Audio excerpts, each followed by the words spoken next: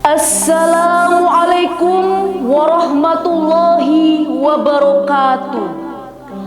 Om Swastiastu, Namo Buddhaya, Shalom, salam kebajikan, salam sejahtera bagi kita semua. Saudara-saudaraku sebangsa dan setanah air, dalam rangka memperingati 17 tahun fraksi PKS DPR RI dan mengenang kembali peringatan Hari Pahlawan, pada hari ini izinkan saya berpidato mengenai biografi tokoh bangsa, yaitu Raden Ajeng Kartini. R.A. Kartini lahir tanggal 21 April 1879 di Jepara, Jawa Tengah. Lahir di tengah-tengah keluarga bangsawan Jawa. Hal tersebut menjadi alasan mengapa beliau mendapat gelar R.A. yang merupakan singkatan dari Raden Ajeng. Namun setelah menikah, sesuai dengan tuntunan adat Jawa, kepanjangan dari gelar R.A. tersebut berubah menjadi Raden Ayu. Hadirin sebangsa dan setanah air, hari kelahiran R.A. Kartini saat ini diperingati sebagai hari nasional, yaitu Hari Kartini. Tidak lain untuk mengenang dan menghormati jasa beliau yang telah ikut berjuang bagi bangsa Indonesia, terutama kaum wanita, agar bisa lebih maju dan bersaing dengan bangsa lainnya. R.A. Kartini merupakan putri pertama dari istri pertama Raden Adipati Aryo Sosroningrat. Ayah dari R.A. Kartini juga merupakan putra Pangeran Aryon Condronegoro IV. Ibu dari R.A. Kartini bernama M.A. Ngasirah. Beliau adalah seorang kiai di Teluk Haur, Surabaya. M.A. Ngasirah sendiri bukan merupakan putri keturunan bangsawan. Padahal di masa kolonial Belanda terdapat peraturan jika seorang bupati harus menikahi dengan sesama keturunan bangsawan. Itulah penyebab ayah R.A. Kartini menikahi Raden Ajeng Worjan yang merupakan keturunan bangsawan dari Raja Madura. Setelah pernikahan tersebut, ayah R.A. Kartini kemudian diangkat menjadi Bupati Jepara. Kemudian R.A. Kartini bersekolah di ILS Europe's Leisure School hingga usia 12 tahun. Di masa sekolah inilah beliau belajar bahasa Belanda. Singkatnya masa sekolah tersebut disebabkan pada umur 15 tahun R.A. Kartini harus tinggal di rumah karena sudah dipingit. Beliau mempelajari mengenai hal tersebut melalui surat kabar, majalah, hingga buku-buku lainnya.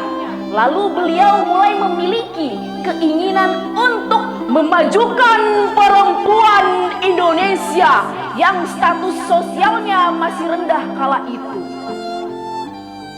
R.A. Kartini mulai memperhatikan masalah emansipasi wanita dengan membandingkan para wanita Eropa dengan wanita Indonesia.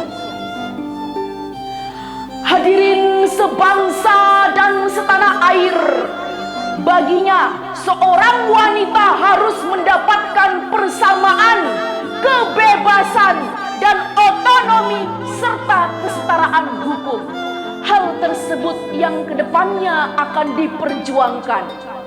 12 November 1903, tepatnya ketika R.A. Kartini berusia 24 tahun, beliau diminta menikah dengan Bupati Rembang, yaitu Adipati Aryo Singgihjoyo Adiningrat. Suami R.A. Kartini tersebut telah memiliki 3 orang istri.